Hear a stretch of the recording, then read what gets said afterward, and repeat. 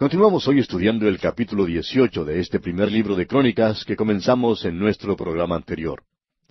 Y dijimos que con este capítulo 18 comenzamos una nueva sección en este estudio del primer libro de Crónicas que se extiende hasta el capítulo 20, donde se habla de las guerras en las cuales participó David. Ahora dijimos que quizá alguien nos diga que hemos estado enfatizando que en estos dos libros de Crónicas tenemos el punto de vista de Dios. Y quizá nos pregunte alguien, ¿cómo es posible entonces hablar de guerras?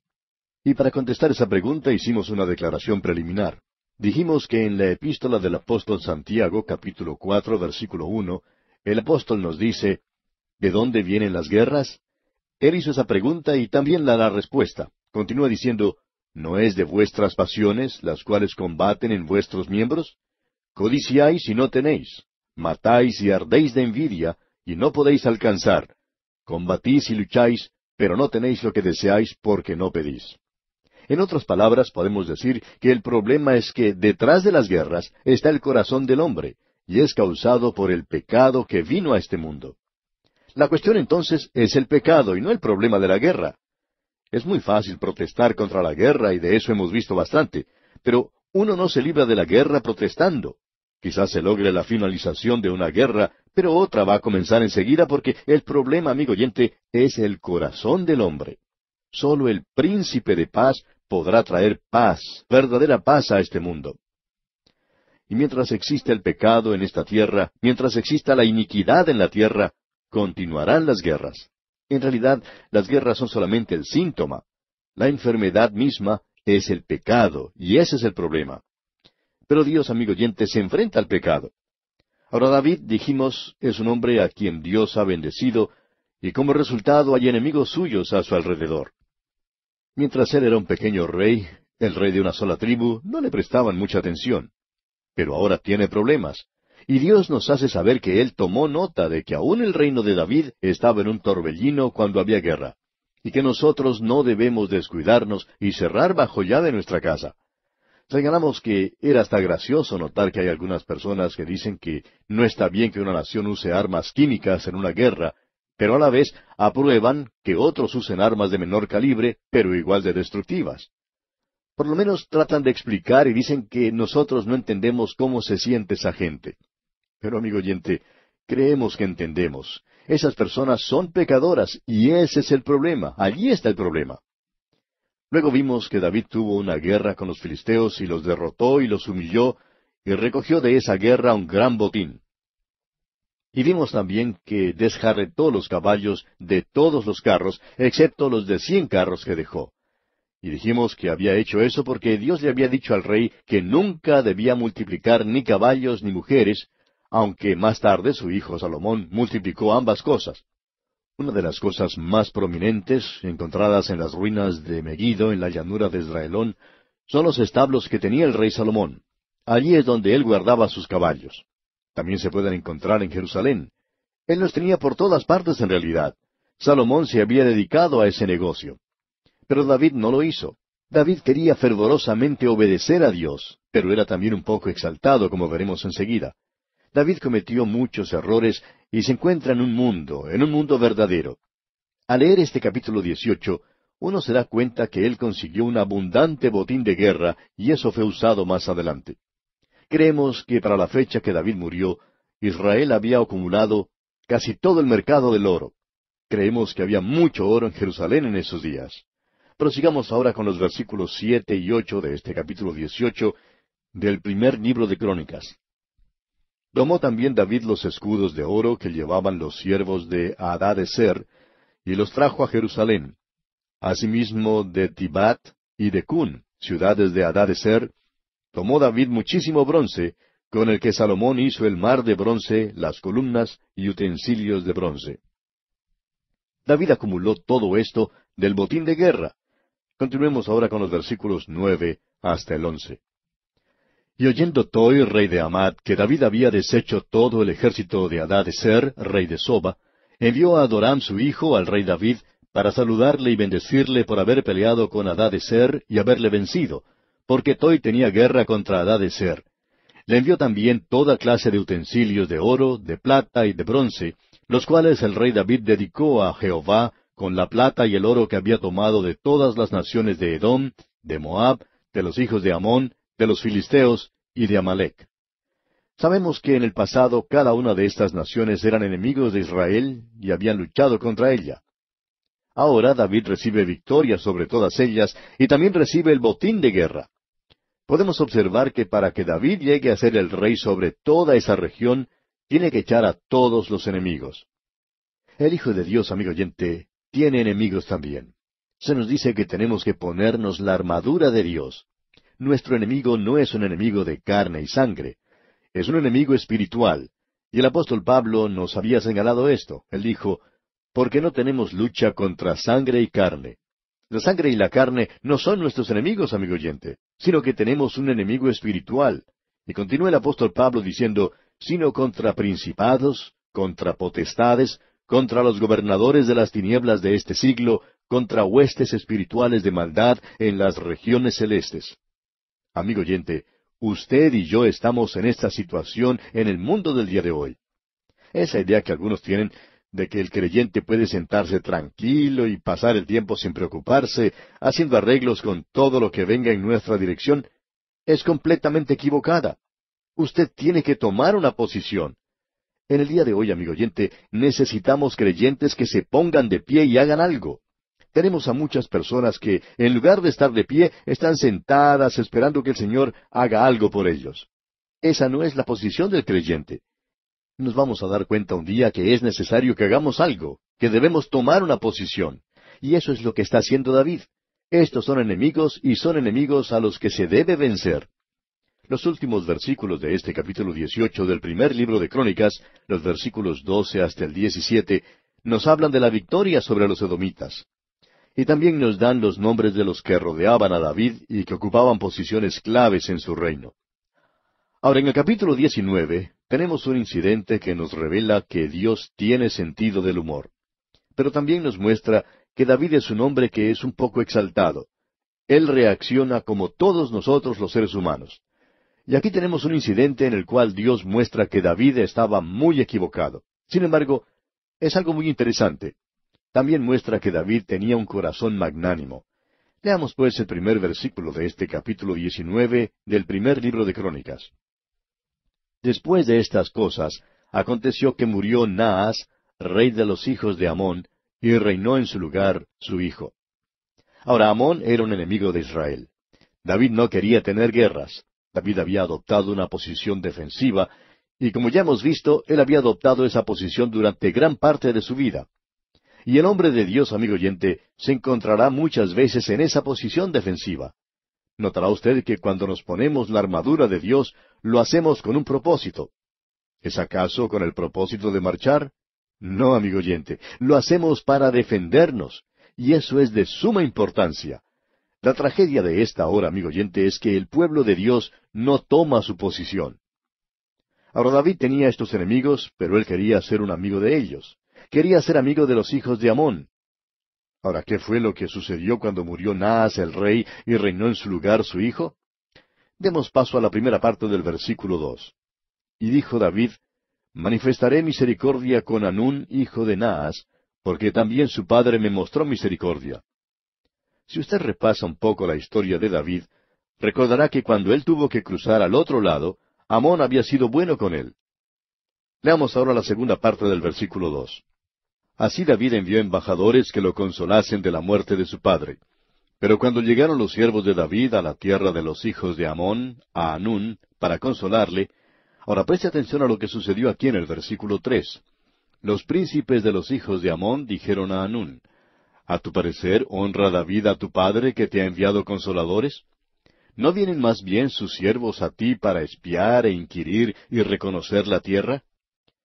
Podemos apreciar aquí la acusación que estos hombres jóvenes aparentemente, que rodeaban al rey, hicieron contra los enviados de David. Ellos decían, David no es tu amigo. Él no era amigo de tu padre. Estos hombres son espías. ¿Y qué fue lo que hizo el rey entonces? Leamos el versículo 4. Entonces Hanún tomó los siervos de David y los rapó. Ahora esta era una desgracia para un judío. A él se le había dicho que nunca debía afeitar su barba. Finalicemos este versículo 4. Y les cortó los vestidos por la mitad hasta las nalgas y los despachó. Ellos se encontraron en una situación bastante embarazosa, y ya puede usted imaginarse a esos hombres. Ese no era un día para el nudismo, y ellos estaban muy avergonzados de verse así en público. Esto en realidad constituyó un insulto. Este era un insulto que no se podía pasar por alto. Y veamos lo que hicieron ellos y lo que hizo David aquí en la primera parte del versículo 5. Se fueron luego, y cuando llegó a David la noticia sobre aquellos varones, él envió a recibirlos porque estaban muy afrentados. Estos hombres no querían ir a la presencia de David. Ellos ni querían entrar a la ciudad de Jerusalén. Ellos no solo habían sido avergonzados, sino que se sentían deshonrados, y en su vergüenza no querían ser vistos en público. Y David sabía esto, y por eso los fue a ver él mismo. Terminemos ahora de leer este versículo 5. El rey mandó que les dijeran, Estaos en Jericó hasta que os crezca la barba, y entonces volveréis. Él les dijo que se quedaran en ese lugar hasta que les volviera a crecer la barba.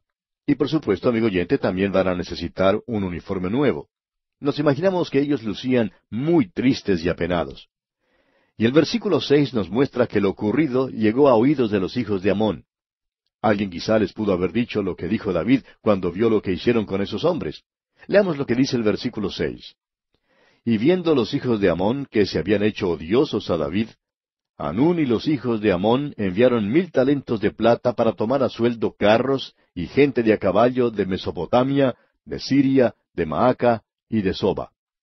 Aquí podemos ver que en lugar de ser David el que quería hacer la guerra, era este nuevo rey el que la estaba buscando. Él quería demostrar que podía derrotar al rey David.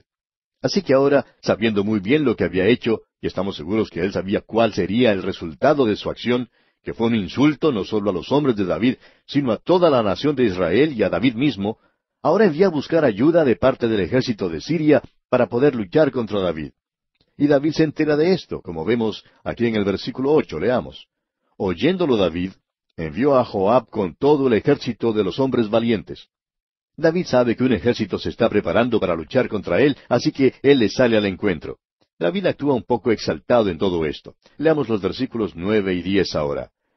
Y los hijos de Amón salieron y ordenaron la batalla a la entrada de la ciudad, y los reyes que habían venido estaban aparte en el campo. Y viendo Joab que el ataque contra él había sido dispuesto por el frente y por la retaguardia, escogió de los más aventajados que había en Israel, y con ellos ordenó su ejército contra los sirios. Los sirios tenían un ejército muy bueno, por tanto David tomó lo mejor del ejército de Israel y lo puso contra los sirios. Ellos están llegando del norte, y del sur llega el ejército de Amón. Veamos ahora el versículo 11. Puso luego el resto de la gente en mano de Abisai su hermano, y los ordenó en batalla contra los amonitas. La estrategia que utilizó Joab aquí era muy buena. Él le dijo a su hermano, si ellos son más fuertes que tú, yo te ayudaré. Pero si ellos son más fuertes que yo, tú vendrás en mi ayuda. Lo haremos de esa manera. En otras palabras, ellos utilizaban su fuerza en el lugar del ataque de los enemigos. Ese tipo de lucha fue utilizado en los Estados Unidos durante la guerra civil de aquel país. Se utilizó en una batalla que fue la definitiva en la guerra. Ahora en los versículos 13 y 14 leemos, Esfuérzate y esforcémonos por nuestro pueblo y por las ciudades de nuestro Dios, y haga Jehová lo que bien le parezca. Entonces se acercó Joab y el pueblo que tenía consigo para pelear contra los sirios, mas ellos huyeron delante de él. Joab era un verdadero soldado. Él había sido enseñado por David, y él y David eran probablemente los mejores en cuanto a estrategia militar se refiere. Ahora el versículo 15 dice, Y los hijos de Amón, viendo que los sirios habían huido, huyeron también ellos delante de Abisai su hermano, y entraron en la ciudad. Entonces Joab volvió a Jerusalén. Joab volvió a Jerusalén a informar a David sobre lo acontecido en el campo de batalla. Y el versículo 16 de este capítulo 19 del primer libro de Crónicas dice, Viendo los sirios que habían caído delante de Israel, enviaron embajadores y trajeron a los sirios que estaban al otro lado del Éufrates, cuyo capitán era Sofac, general del ejército de Hadadezer. En otras palabras, solicitaron ayuda de otros, es decir, buscaban refuerzos para una nueva lucha. Y leemos ahora en los versículos 17 al 19, Luego que fue dado aviso a David, reunió a todo Israel, y cruzando el Jordán vino a ellos, y ordenó batalla contra ellos. Y cuando David hubo ordenado su tropa contra ellos, pelearon contra él los sirios. Mas el pueblo sirio huyó delante de Israel, y mató David de los sirios a 7,000 hombres de los carros y 40,000 hombres de a pie. Asimismo mató a Sofac, general del ejército. Y viendo los siervos de Hadadezer que habían caído delante de Israel, concertaron paz con David, y fueron sus siervos. Y el pueblo sirio nunca más quiso ayudar a los hijos de Amón. Debemos decir que David no quería salir a la batalla. Y aquí tenemos una tremenda lección. Recuerde que estamos aquí viendo el punto de vista de Dios. David no quería pelear. Dios nos presenta eso en forma clara. Él quería paz con los amonitas, había hecho un gesto pacífico hacia ellos, pero recibió un insulto y, como dijimos antes, David era un poco exaltado. Él ve que el enemigo se está preparando para luchar contra él. Por tanto, envía a Joab a la batalla y el enemigo termina huyendo. Pero eso no pone fin al conflicto. Ellos están buscando ayuda, están tratando de conseguir aliados para su bando. Es por eso que ahora David mismo encabeza su ejército en la batalla, y cuando él sale a luchar para ganar. Creemos que es una tragedia para cualquier nación del mundo salir a la guerra sin la intención de ganarla. Eso es muy trágico. Uno no sale a la guerra simplemente por guerrear, sino que sale, amigo oyente, para obtener la victoria. Muchas personas que han leído pasajes como este dicen que Dios es un Dios sangriento. Pero no creemos eso, amigo oyente. Dios no es un Dios sangriento. Él conoce la manera de salvar vidas humanas. Y la forma de salvar vidas humanas es ganando batallas, es ganando la guerra. Nosotros estamos viviendo en un mundo pecaminoso. Estamos viviendo en un mundo cruel, brutal, y las cosas no son muy lindas ni atrayentes. Estamos en un mundo antiguo y lleno de maldades. Si usted repite lo que dijo Browning, Dios está en el cielo y todo anda bien en el mundo, entonces usted, amigo oyente, no está mencionando lo que las Escrituras dicen, y no está dando el punto de vista de Dios. Al leer estos capítulos, estamos observando cómo ve Dios las cosas. Y podemos decir que para nosotros personalmente es una cosa extraordinaria. Creemos sinceramente que esta es una de las grandes secciones de la palabra de Dios. Estamos en días de demasiado libertinaje, días de gente mal hablada, días en los que ya no tenemos honradez personal, ni integridad personal, ni sinceridad humana. Quizá nos digan que nuestras naciones están enfermas, pero el problema, amigo oyente, es individual. El problema es más bien personal. En estos días estamos permitiendo cualquier clase de cosa. Estamos en un mundo de pecado. Estamos en un mundo donde se debería obedecer la ley y los criminales deberían ser castigados. No es la situación ideal. Dios no dijo que era ideal. Dios dijo que mientras estemos en un mundo como el nuestro, es necesario que el hombre fuerte proteja su casa.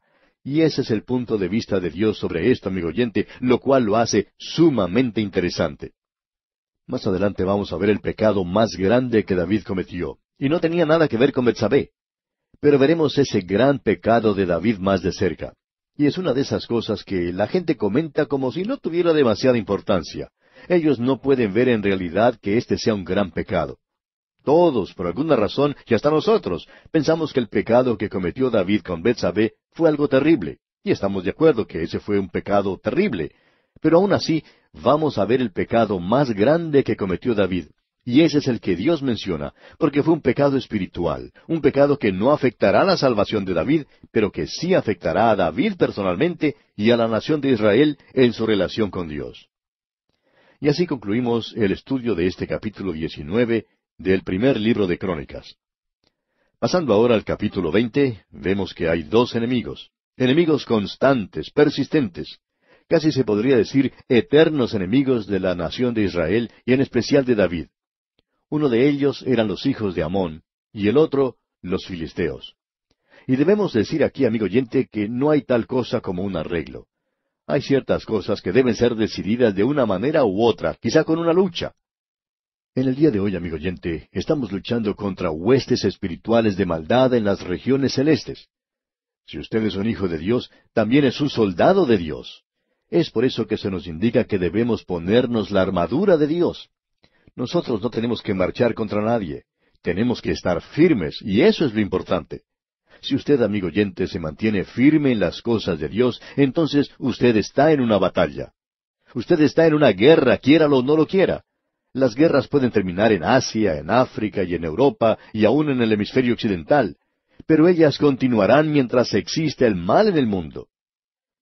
Leamos pues los primeros 3 versículos de este capítulo 20 del primer libro de Crónicas. Aconteció a la vuelta del año, en el tiempo que suelen los reyes salir a la guerra, que Joab sacó las fuerzas del ejército y destruyó la tierra de los hijos de Amón, y vino y sitió a Rabá. Mas David estaba en Jerusalén. Y Joab batió a Rabá y la destruyó. Y tomó David la corona de encima de la cabeza del rey de Rabá, y la halló de peso de 1 talento de oro, y había en ella piedras preciosas, y fue puesta sobre la cabeza de David. Además de esto, sacó de la ciudad muy grande botín. Sacó también al pueblo que estaba en ella, y lo puso a trabajar con sierras, con trillos de hierro y con hachas. Lo mismo hizo David a todas las ciudades de los hijos de Amón. Y volvió David con todo el pueblo a Jerusalén. Al leer esto, encontramos algo un poco extraño, ¿no le parece? Parecería que en esta ocasión Joab fuera el agresor. Ahora puede que eso fuera cierto, pero si usted quiere acusarlo, amigo oyente, entonces ha olvidado ya las cosas que vimos anteriormente. Recuerda que David hizo una oferta de paz hacia el joven rey de Amón cuando murió el rey Naas. Él envió sus condolencias. Fue inmediatamente insultado y el nuevo rey se lanzó contra el rey David en guerra abierta. Así que esto que estamos viendo es simplemente la continuación de lo que comenzó y que hemos estado considerando anteriormente. No se puede hacer arreglos con el mal.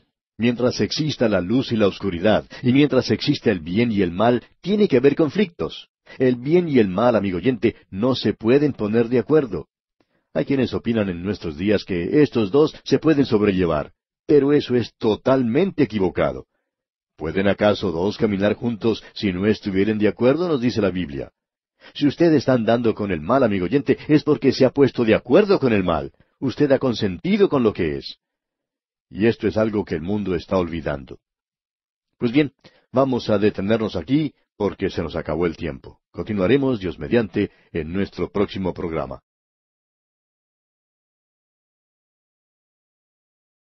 Continuamos hoy nuestro estudio en el primer libro de Crónicas, y estamos en el capítulo 20. Y en nuestro programa anterior avanzamos los primeros 3 versículos, y nos pareció un poco extraño lo que leímos. Parecería que en esta ocasión Joab fuera el agresor. Ahora puede que eso fuera cierto, pero si usted quiere acusarlo, entonces se ha olvidado de las cosas que vimos en nuestro programa anterior.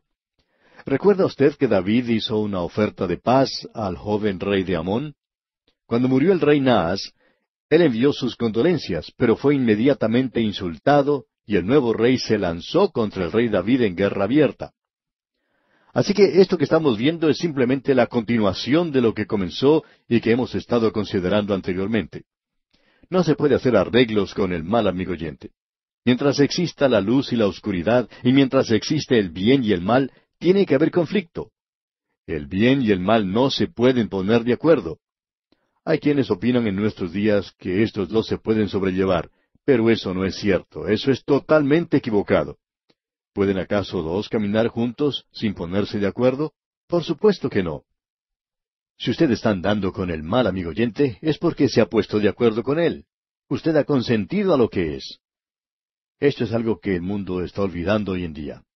Ahora podría parecer chistoso si no fuera realmente trágico, pero hay personas que se horrorizan con una guerra que queda más allá de los mares, pero cuando hay desorden en las mismas calles de nuestra ciudad, tenemos que aprender a entender a esas personas. Tenemos que aprender a apreciarlas.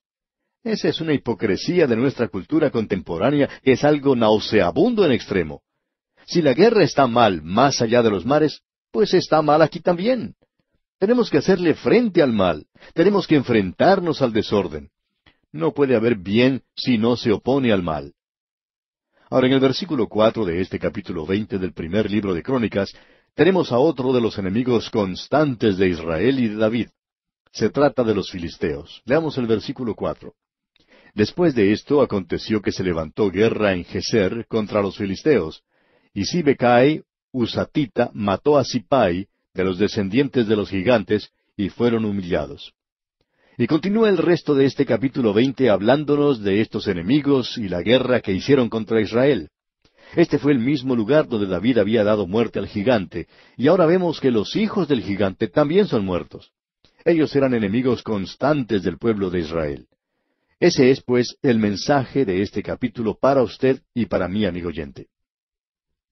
Ahora, al pasar al capítulo 21, cambia completamente el tema. Aquí encontramos el pecado de David al hacer un censo del pueblo. A través de nuestro estudio en el primer libro de Crónicas, hemos estado diciendo continuamente que este es el punto de vista de Dios. Aquí no estamos viendo las cosas desde la perspectiva del hombre, como vimos en los libros de Samuel y de Reyes, sino que esta es la perspectiva desde el punto de vista divino. Cuando vimos este mismo incidente allá en el capítulo 24 del segundo libro de Samuel, tenemos que confesar que estábamos un poco confusos en cuanto al censo del pueblo de parte de David. ¿Por qué era eso un pecado? ¿O por qué fue esto un pecado? Hicimos algunas sugerencias entonces, pero ahora, al ver el punto de vista de Dios, comprendemos por qué era pecado. Tenemos aquí la opinión de Dios. Antes habíamos tenido la opinión del hombre. Antes teníamos el lado político. Ahora se nos presenta el lado espiritual. Vemos aquí que hay una explicación del pecado de David. En el segundo libro de Samuel, vemos a David actuando independientemente. Allí leímos del pecado de Israel.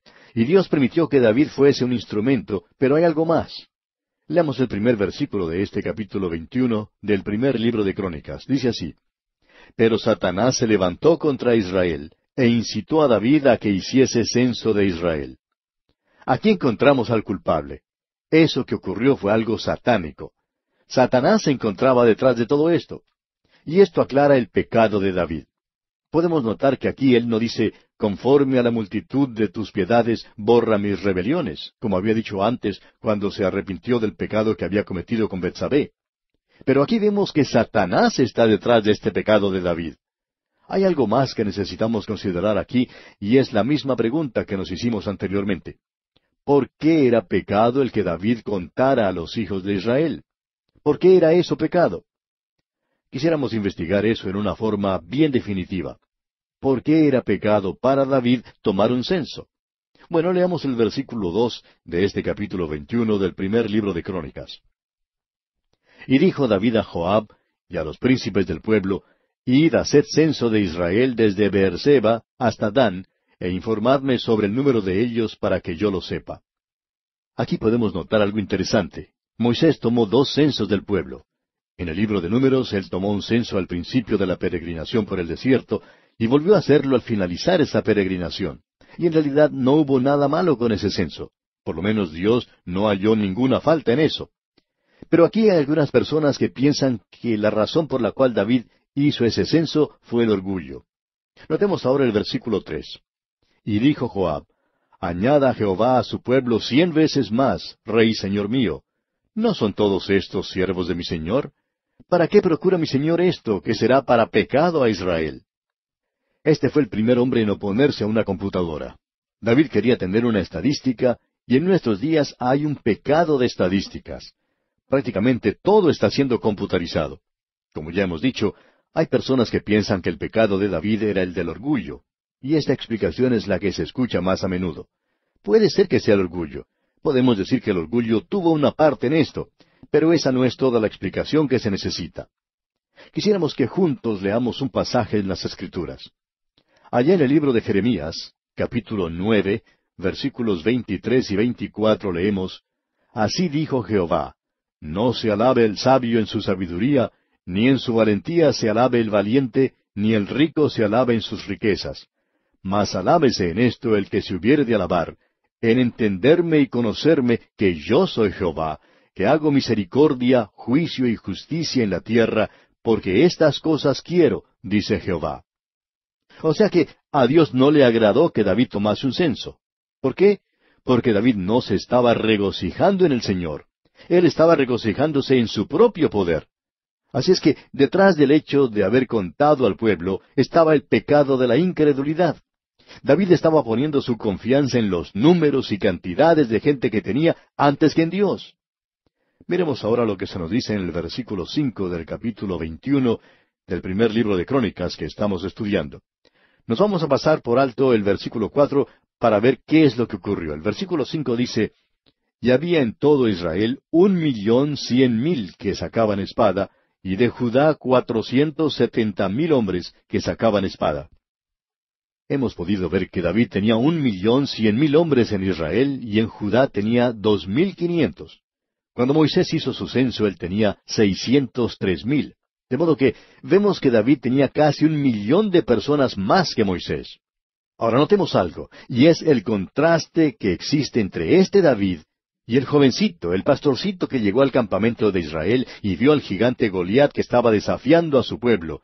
Este muchacho no se detuvo a hacer un censo en ese momento. No quería detenerse a contar cuántos soldados tenía su ejército, sino que dijo que quería ir contra el gigante Goliat. ¿Y cómo hizo eso? Él confió en el Señor. Le hizo frente con su honda y 5 piedras lisas. Amigo oyente, usted no necesita a Dios cuando tiene 1,000,000 de hombres. Pero si solo tiene una honda y 5 piedras, entonces sí lo necesita. Hay naciones que orgullosamente dicen que son una de las más grandes del mundo. Y esto puede llegar a ser un poco molesto, no solo para los demás, sino para los de esa misma nación. Creemos que la gente que vivía en el Imperio Romano se habrá cansado de oír eso también. Lo mismo tiene que haber ocurrido con la gente de Babilonia o la gente de Grecia y en Egipto. Esos reinos hace tiempo que han pasado a la historia. ¿Por qué? Porque pusieron su confianza en sus ejércitos. Ahora no queremos que nos entienda mal, amigo oyente. No somos fanáticos ni tontos. Un ejército es necesario. Usted necesita ser protegido. Pero lo malo es cuando uno pone toda su confianza en eso. Joab le dijo a David, David, toda esa gente es tuya. No puedes tener más de los que hay. Son todos tuyos. ¿Para qué contarlos y contarlos en números? Dios te ha dado esa gente. Eso es suficiente con la ayuda de Dios. Pero David insistió en hacer el censo. En el día de hoy, con nuestras bombas atómicas y las bombas de hidrógeno, parecería que Dios no nos hiciera falta. Pero opinamos que sí nos hace falta. Necesitamos a Dios. Estamos poniendo nuestra confianza en cosas equivocadas. Y el gran pecado de David, amigo oyente, fue su incredulidad. Ahora sabemos que eso quizá no haga ninguna mella en muchos creyentes porque este no es un gran pecado en el día de hoy en la iglesia. Pero si usted llegara a la iglesia borracho el próximo domingo, entonces tendría muchos problemas para permanecer como miembro de la iglesia. Pero si usted llega a la iglesia con incredulidad, pues nadie se dará cuenta de ello. Y si alguien se diera cuenta, ni siquiera pensaría que esa era una ofensa seria. Pero como vemos aquí, amigo oyente, Dios sí pensó que era seria. Satanás es el que pone la incredulidad en nuestras mentes y corazones para que no pongamos nuestra confianza en Dios. ¿Confiamos más en los hombres y en los ejércitos que en Dios? Ese es el pecado de las estadísticas. Hay muchas personas que confían más en Santa Claus que en el Dios Todopoderoso. Confían más en las matemáticas que en el Hacedor. Prefieren poner su confianza en la computadora que en Cristo mismo. Confían en los números más que en el nombre del Señor. Escuche usted lo que dice el salmista. David aprendió su lección. Es mejor poner nuestra confianza en el Señor que confiar en los hombres, amigo oyente. David estaba poniendo su confianza en los hombres, pero aprendió su lección. Y allá en el Salmo 118, versículo 8, y también en el Salmo 71, versículo 1, dice, Mejor es confiar en Jehová que confiar en el hombre. Y luego, En ti, oh Jehová, me he refugiado, no sea yo avergonzado jamás. ¿Ponemos nosotros en realidad nuestra confianza en Dios? ¿Creemos realmente en Él? Recordemos lo que la Escritura nos dice, que sin fe es imposible agradar a Dios. El Señor Jesús dijo que el Espíritu Santo convencería al mundo de pecado. ¿Por qué? ¿De qué clase de pecado? Porque hay algunos de vosotros que no han creído en mí. Y el apóstol dice, todo lo que no proviene de fe es pecado. Este fue el pecado de David y fue un pecado real. David comenzó a ver que esto que había hecho era una cosa terrible. Leamos ahora el versículo 8 de este capítulo 21 del primer libro de Crónicas. Entonces dijo David a Dios, He pecado gravemente al hacer esto. Te ruego que quites la iniquidad de tu siervo, porque he hecho muy locamente. Y el Señor le da a David varias opciones, y él puede en efecto elegir qué clase de castigo prefiere. Leamos los versículos 9 hasta el 12 ahora. Y habló Jehová a Gad, vidente de David, diciendo, Ve y habla a David y dile, Así ha dicho Jehová, 3 cosas te propongo, escoge de ellas una que yo haga contigo. Y viniendo Gad a David le dijo, Así ha dicho Jehová, Escoge para ti, o 3 años de hambre, o por 3 meses ser derrotado delante de tus enemigos con la espada de tus adversarios, o por 3 días la espada de Jehová, esto es, la peste en la tierra, y que el ángel de Jehová haga destrucción en todos los términos de Israel. Mira pues qué responderé al que me ha enviado. Aquí podemos apreciar algo que es realmente grande, algo tremendo, cuando David responde a Dios. En esto podemos apreciar que él era verdaderamente un gran hombre. Él era humano tal cual usted y yo lo somos. Él tropezó, él tenía sus faltas. Él podía cometer pecados como cualquiera de nosotros. Pero él nunca perdió su salvación y él nunca perdió su celo, su deseo de comunión con Dios. Él conocía a Dios. Y escuche lo que él dijo aquí en el versículo 13. Entonces David dijo a Gad, estoy en grande angustia. Ruego que yo caiga en la mano de Jehová, porque sus misericordias son muchas en extremo, pero que no caiga en manos de hombres. Aquí tenemos a un hombre que había puesto su confianza en los demás hombres. Él había hecho un censo. Él puede apreciar ahora lo que hizo. Creemos que para entonces él ya había entrado en años. Posiblemente él comenzó a recordar lo que había hecho cuando era un joven y se había enfrentado al gigante Goliat con solo una honda y 5 piedrecitas. En aquel entonces, usted recuerda, él estaba confiado en el Señor. ¡Ah, qué testimonio ese! Pero él hace lo que muchos de nosotros hacemos. Confiamos en Dios para nuestra salvación, pero no para que nos ayude con los problemas de la vida. David se detiene ahora a mirar a sus enemigos y observa que ellos son muy numerosos. Ellos tienen grandes naciones, y David se pregunta si su ejército es suficiente. Él no pensó si su Dios era suficiente. Su Dios era más grande que el gigante. Su Dios era más grande que todas las otras naciones. Pero entonces David toma el censo. ¿Cuántas veces usted, amigo oyente, y yo también hemos tomado un censo? No confiamos completamente en Dios. Pusimos nuestra fe en alguna otra cosa. No confiamos realmente en Él. Y ahora David dice, ruego que no caiga en las manos de los hombres. No les tengo confianza, quiero caer más bien en las manos de Dios. ¿Por qué? Porque Él es misericordioso. Y David había aprendido que Dios era misericordioso. Nos tememos, amigo oyente, que muchos de nosotros todavía no hemos aprendido esto. Él no ha obrado con nosotros según nuestras iniquidades. Él no nos ha dado lo que nosotros realmente merecemos por nuestros pecados. Si Él hubiera hecho, estaríamos muy mal. ¿Y sabe por qué Dios es misericordioso, amigo oyente? Él es misericordioso en la salvación. Dios está ofreciendo su salvación a un mundo perdido. ¿Y en base a qué? A su trono de gracia. ¿Recuerda lo que dice allá el apóstol Juan en su primera epístola, capítulo 2, versículo 2? Dice Juan, y Él es la propiciación de nuestros pecados, y no solamente por los nuestros, sino también por los de todo el mundo. ¿Qué es la propiciación? Su trono de gracia. Él tiene gracia, misericordia en abundancia. Todo lo que usted, amigo oyente, tiene que hacer si quiere ser salvo es ir a la corte de Dios, confesarse culpable, declararse culpable y pedir entonces su misericordia. Y Él tiene misericordia en abundancia. De esa manera Él le puede salvar. Hay perdón para usted y usted tiene que pedirlo. Hay misericordia en la providencia de Dios. Uno puede mirar hacia atrás en su vida y ver cuán bueno Él ha sido. Él tiene misericordia hoy hacia un mundo perdido. ¿Por qué anoche mismo no llegó el juicio de Dios? Porque Dios es un Dios misericordioso. Él vendrá un día, pero Él tiene mucha paciencia. Él tiene misericordia. Él tiene misericordia con nosotros. Él tiene compasión de sus hijos. Él nos cuida. También debemos decir que tendremos las misericordias de Dios en el futuro. Allá en el Salmo 136, versículo 1 leemos, Alabad a Jehová, porque Él es bueno, porque para siempre es su misericordia. Dios, amigo oyente, nunca dejará de ser misericordioso. Ahora, esto no es porque Él tenga sencillamente un buen genio. No es porque tiene un carácter bien desarrollado. Él no necesita leer ese libro, Cómo hacer amigos e influenciar a la gente. Dios es misericordioso y David se confía en la misericordia de Dios. A David pues se le da a escoger entre 3 castigos y él tiene que pensar cuál debe elegir.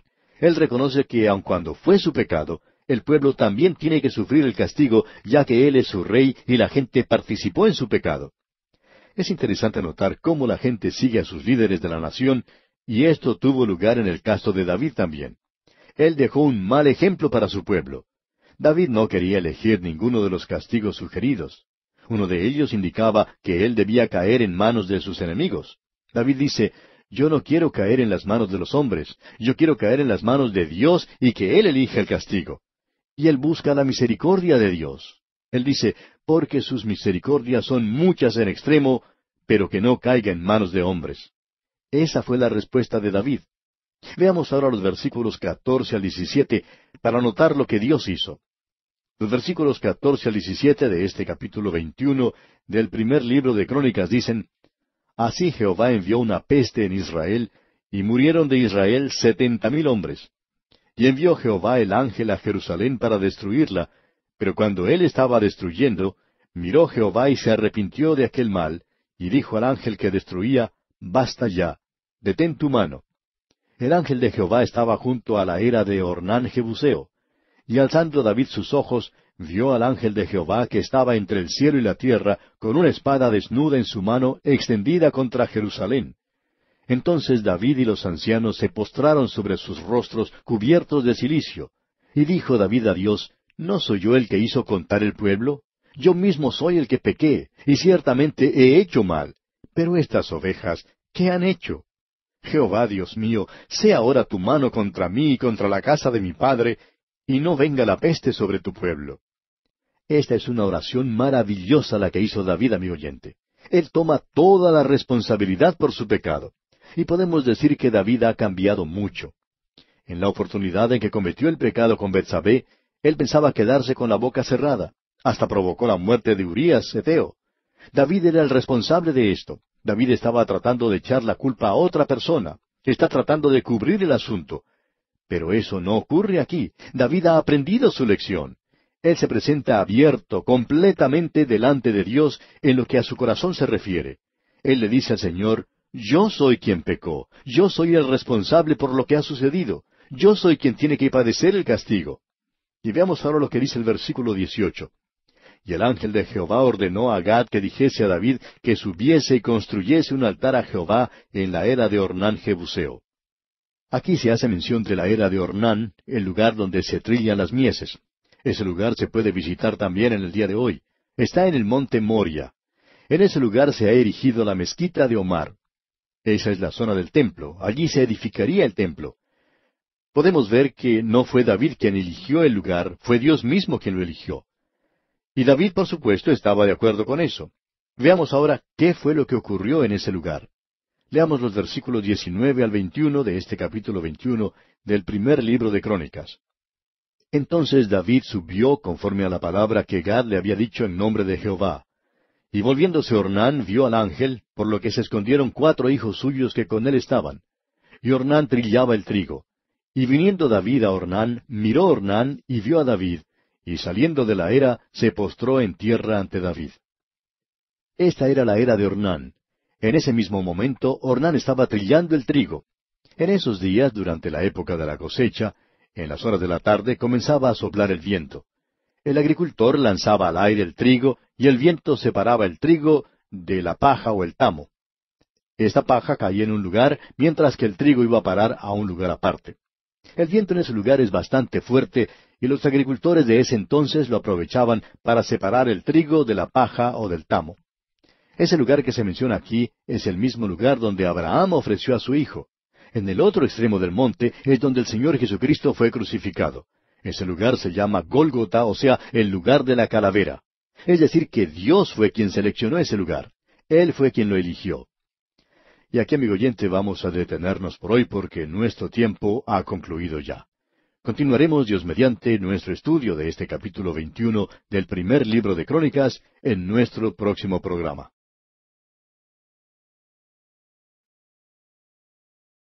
Continuamos nuestro estudio del capítulo 21 del primer libro de Crónicas. Y en nuestro programa anterior vimos cómo el ángel de Jehová ordenó a Gad que le llevara un mensaje a David, y el mensaje consistía en que David debía subir y construir un altar a Jehová en la era de Ornán Jebuseo. Y dijimos que allí era el lugar donde se trillan las mieses. Ese lugar está localizado en el monte Moria. En ese lugar se ha erigido la mezquita de Omar. Esa es la zona del templo, es decir, allí era donde se edificaría más tarde el templo.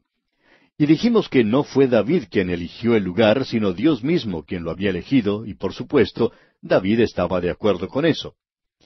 Luego vimos cómo David subió a la era de Ornán Jebuseo, y en ese mismo momento Ornán estaba trillando el trigo. En esos días dijimos, durante la época de la cosecha, en las horas de la tarde, comenzaba a soplar el viento. El agricultor lanzaba al aire el trigo y el viento separaba el trigo de la paja o el tamo.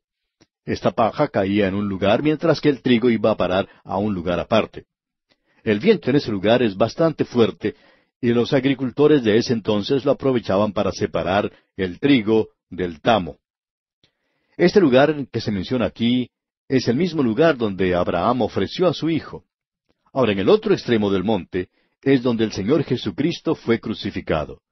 Ese lugar se llama Gólgota, o sea, el lugar de la calavera. Por tanto, vimos que fue Dios quien seleccionó ese lugar.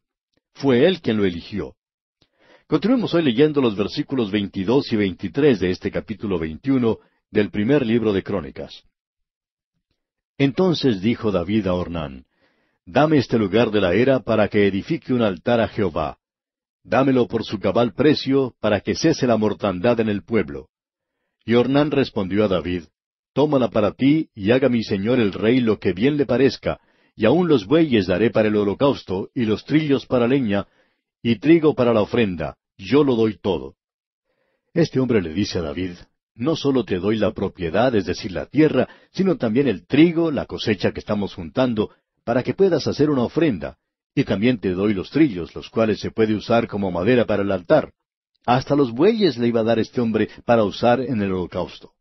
Este hombre Ornán era una persona bastante generosa. Pero veamos qué es lo que David le contesta aquí en el versículo 24. Entonces el rey David dijo a Ornán: No, sino que efectivamente la compraré por su justo precio, porque no tomaré para Jehová lo que es tuyo, ni sacrificaré holocausto que nada me cueste. En otras palabras, David está diciendo: Yo nunca le ofrezco a Dios algo que no me haya costado nada. David no quería parecer una persona que regala algo que a él no le había costado nada. Él quería tomar toda la responsabilidad. Y creemos que esto es algo maravilloso. Él pagó el precio justo por la propiedad, como vemos aquí al leer el versículo 25. Y dio David a Ornán por aquel lugar el peso de 600 siclos de oro. Luego en el versículo 26 notamos algo significante. Dice: Y edificó allí David un altar a Jehová, en el que ofreció holocaustos y ofrendas de paz, e invocó a Jehová, quien le respondió por fuego desde los cielos en el altar del holocausto. Ahora David ofrece su sacrificio a Dios. Y quisiéramos que usted note algo importante en este pasaje. David edificó el altar en el mismo lugar donde luego se edificaría el templo. Vemos que este es el mismo lugar elegido para el holocausto. Este es el lugar donde Dios se encontraba con su pueblo. David pidió la misericordia de Dios. En nuestro programa anterior vimos la misericordia de Dios en el pasado. Esa fue la misericordia de Dios para salvación. Él ha sido bondadoso para con nosotros. Alguien ha preguntado: ¿qué es misericordia? En otros pasajes ha sido traducido como benevolencia. Esa es otra palabra maravillosa. En la escuela dominical, una maestra preguntó a los niños qué era benevolencia.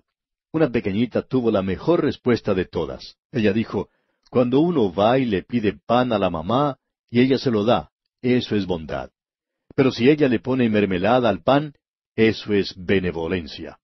Amigo oyente, Dios es un Dios de misericordia, y eso es maravilloso. Pero, ¿sabe una cosa? Dios no nos salva por medio de su misericordia. Él no nos puede salvar por ella. Él no puede hacerlo simplemente porque tiene corazón. Creemos que anteriormente tratamos de hacer bien claro esto, ya que Dios no puede obrar de esa manera. Él ha preparado un camino de salvación. Él no puede ser una persona sentimental, y esto es porque la pena tiene que ser pagada. El problema del pecado no puede ser puesto a un lado, y Dios no salva simplemente por misericordia. Él tampoco salva por medio del amor. Dios no le puede salvar por amor, amigo oyente. Él le ama, eso es cierto, y siente misericordia por usted, pero no le puede salvar de esa manera. Ahora alguien dice: usted está diciendo que Dios no salva por misericordia, pero vemos su misericordia en la salvación. Eso es cierto, amigo oyente, pero esa no es la forma en la que Él salva. La Biblia dice, por gracia sois salvos por medio de la fe. ¿Ve usted? No es por amor, ni tampoco por misericordia, sino por gracia. Ahora, ¿qué se quiere decir con eso? Eso quiere decir, amigo oyente, que el Señor Jesucristo pagó el castigo por nuestros pecados, porque Dios no puede simplemente hacerle entrar al cielo a escondidas. Él no va a bajar las barreras del cielo. El pecado suyo tiene que ser pagado. Dios no está haciendo algo sentimental. Él no está cerrando sus ojos al pecado cuando le salva. El precio tiene que ser pagado. Usted es un pecador culpable ante Dios, pero deja de serlo cuando confía en el Señor Jesús. Usted bien sabe que Él murió para pagar por sus pecados hace más de 2000 años. Él es nuestra propiciación. ¿Y qué era eso? El propiciatorio estaba sobre el arca en el tabernáculo. El arca fue lo que David trajo a Jerusalén, y sobre ella se encuentra el propiciatorio. Y el sumo sacerdote entraba una vez por año y la rociaba con sangre, y eso hacía que el trono de Dios se convirtiera en un trono de misericordia. La razón por la cual Dios puede mostrar misericordia hacia usted, amigo oyente, es porque Cristo murió por usted, y esa es la única manera que Él tiene para hacerlo. ¿No le parece maravilloso, amigo oyente, que Él pueda hacer eso de esa manera sin tener que dar favores a nadie? Él no tiene a un grupo especial que es formado por aquellos que son sus preferidos. Dios no hace acepción de personas. Si usted llega y acepta el sacrificio de Cristo, el sacrificio que Él hizo por usted en la cruz, Dios le salvará. Ahora, David sabía eso. Pero hay muchos miembros de iglesias en nuestros días que realmente no lo saben. David edificó un altar y en él ofreció holocaustos y ofrendas de paz. Ese holocausto habla de la persona de Jesucristo. Él ofreció un sacrificio de paz. Ahora, Cristo hizo la paz por medio de su sangre derramada en la cruz, y Dios extiende hoy su misericordia. Hay un propiciatorio en el día de hoy. Nosotros tenemos un sumo sacerdote. Él ascendió a los cielos. A nosotros se nos invita hoy a ir a Él, a acudir a Él. Amigo oyente, ¿ya se ha acercado usted a Él? Eso es todo lo que tiene que hacer. Él está preparado para dar su misericordia porque Él murió por usted. Pero usted tiene que llegarse a Él, tiene que acudir a Él a su manera, es decir, a la manera de Él, de la manera que Él estableció. Tenemos un gran sumo sacerdote. Él ha llegado a los cielos. Él es Cristo, el Hijo de Dios. Retengamos nuestra profesión, como dice el escritor a los Hebreos en el capítulo 4 de su carta, versículo 15. Dice él, porque no tenemos un sumo sacerdote que no pueda compadecerse de nuestras debilidades, sino uno que fue tentado en todo según nuestra semejanza, pero sin pecado. Acerquémonos pues confiadamente al trono de la gracia para alcanzar misericordia. Eso es todo lo que necesitamos, misericordia y hallar gracia. Eso es algo más de lo que necesitamos, porque Él nos salva por gracia para ayudarnos en los días de necesidad. La razón por la cual Dios puede ser misericordioso, la razón por la cual Dios puede salvarle por gracia, amigo oyente, es porque Jesucristo murió por usted. Ese es el mensaje que tenemos aquí. Ahora, en el versículo 27 tenemos lo que Dios le dice al ángel. Leamos el versículo 27 de este capítulo 21 del primer libro de Crónicas. Entonces Jehová habló al ángel, y éste volvió su espada a la vaina. Ahora, ¿dónde puso esa espada? Más adelante fue puesta en el costado. Esa lanza fue puesta en el costado del Señor Jesucristo, y como alguien dijo, llegué al corazón de Dios a través de la herida de una lanza. De esa forma lo hicimos nosotros. Ahora el versículo 28 dice, viendo David que Jehová le había oído en la era de Ornán Jebuseo, ofreció sacrificios allí. Ese sacrificio ahora es con acción de gracias. Y continuemos con los versículos 29 y 30. Y el tabernáculo de Jehová que Moisés había hecho en el desierto, y el altar del holocausto, estaban entonces en el lugar alto de Gabaón. Pero David no pudo ir allá a consultar a Dios, porque estaba atemorizado a causa de la espada del ángel de Jehová. En el arca era donde Dios se encontraba con su pueblo, porque allí estaba el propiciatorio y Dios moraba entre los querubines. Allí es donde Él se reunía con su pueblo. Ahora, en el capítulo 22, tenemos la última división de este primer libro de Crónicas, y aquí tenemos las preparaciones que hizo David para edificar el templo. Comienza aquí en el capítulo 22 y se extiende hasta el capítulo 29. Leamos pues los primeros 2 versículos de este capítulo 22 del primer libro de Crónicas. Y dijo David, Aquí estará la casa de Jehová Dios, y aquí el altar del holocausto para Israel.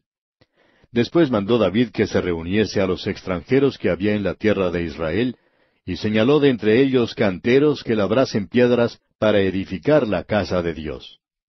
David estaba empeñado en construir el templo en la era de Ornán. Prosigamos ahora con los versículos 3 y 4. Asimismo preparó David mucho hierro para la clavazón de las puertas y para las junturas, y mucho bronce sin peso, y madera de cedro 50, porque los sidonios y tirios habían traído a David abundancia de madera de cedro. Aquí se menciona a los sidonios.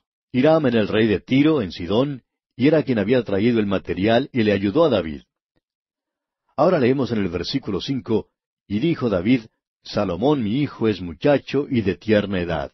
Y en realidad él era muy jovencito. Sigamos avanzando. Y la casa que se ha de edificar a Jehová ha de ser magnífica por excelencia.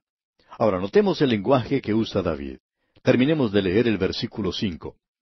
Para renombre y honra en todas las tierras.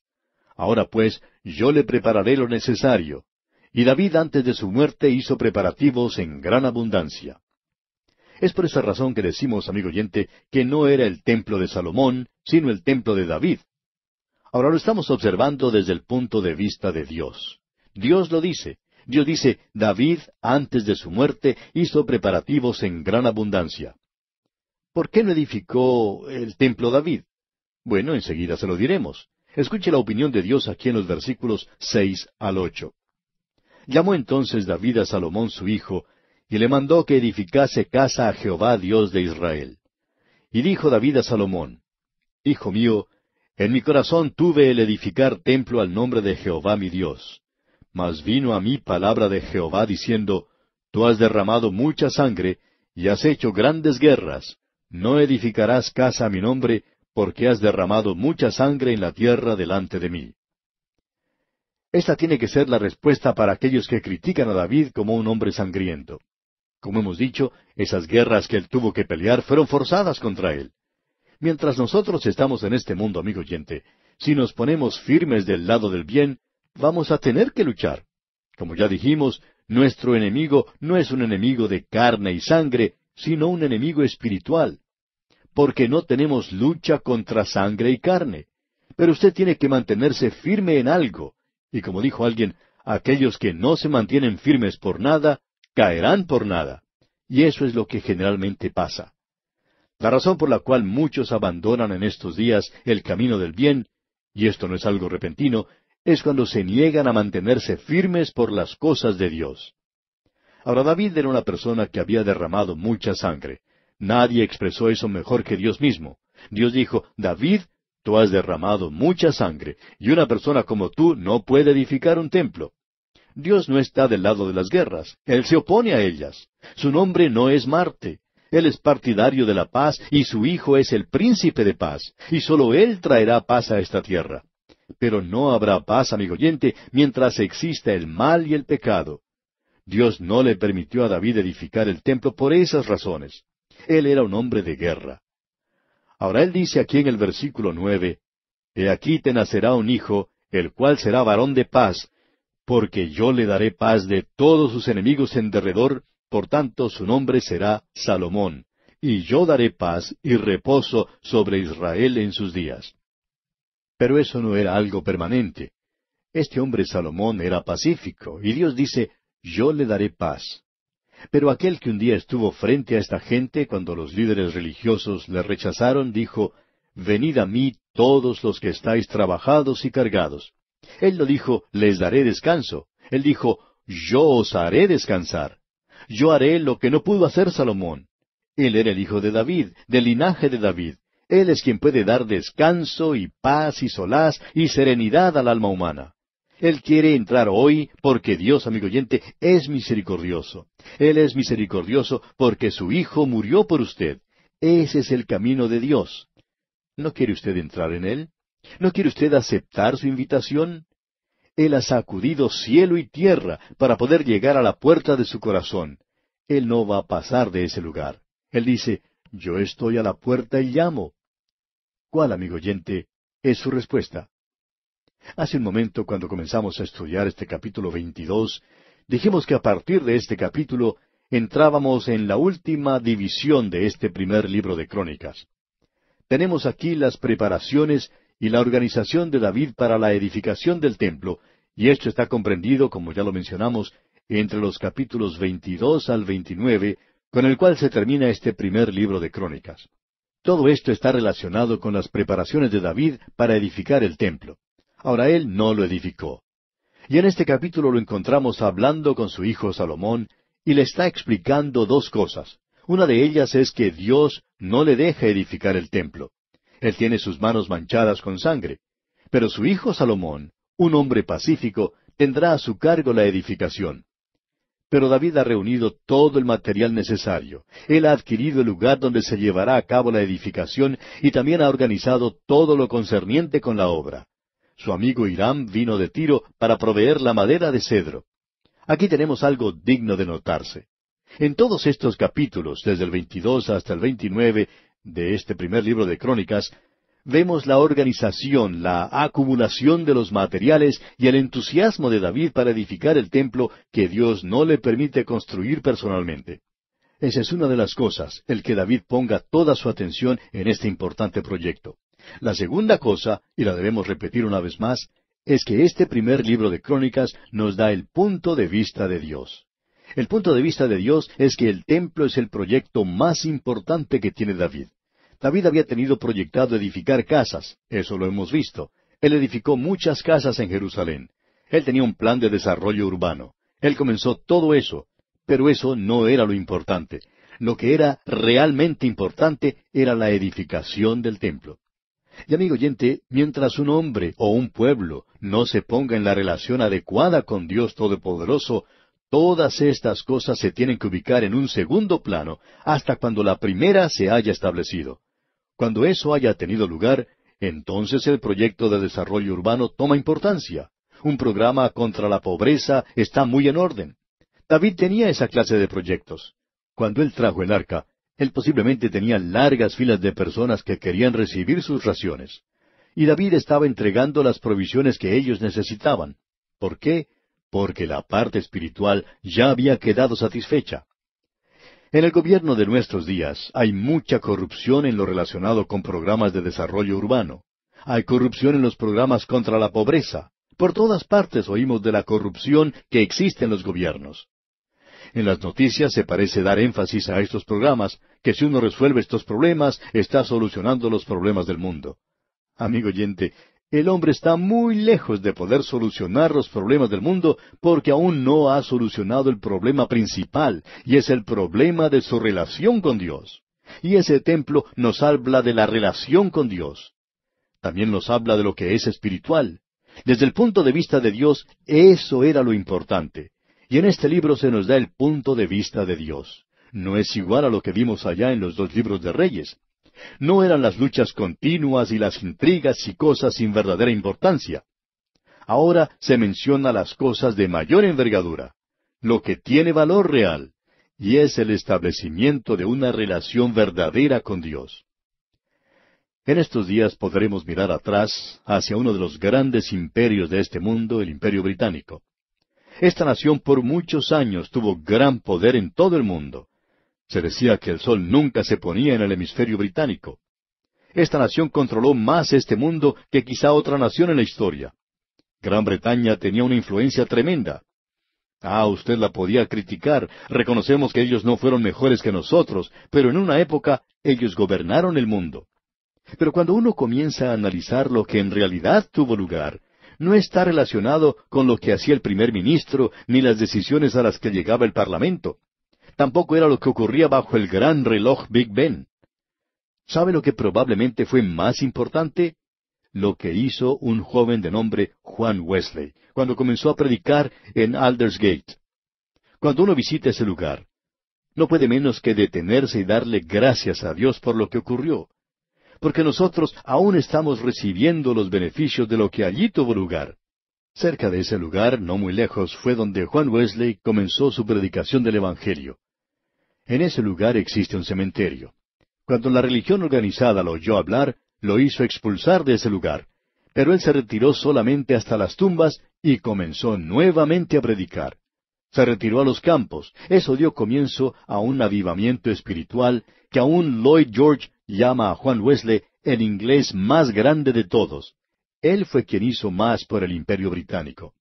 En esos días, las noticias quizá no prestaron mucha atención a lo que estaba ocurriendo. Un joven predicando en un cementerio, pero él salvó a Gran Bretaña. Es decir, él fue el instrumento de Dios para salvar a Gran Bretaña de una revolución y que dio comienzo a un movimiento que llevó la civilización al resto del mundo.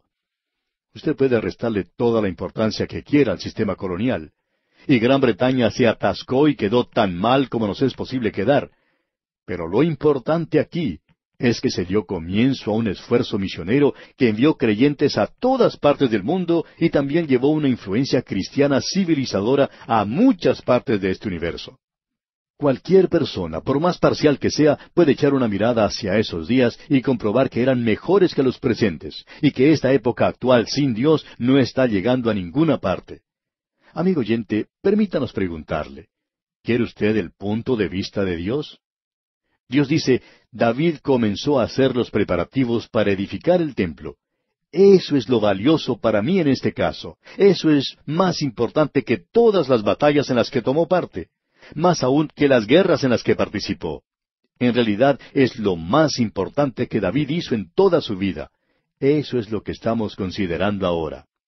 Y David está hablando a su hijo Salomón. Ahora no creemos que David tenía mucho interés en ver que Salomón llegara a ser el rey.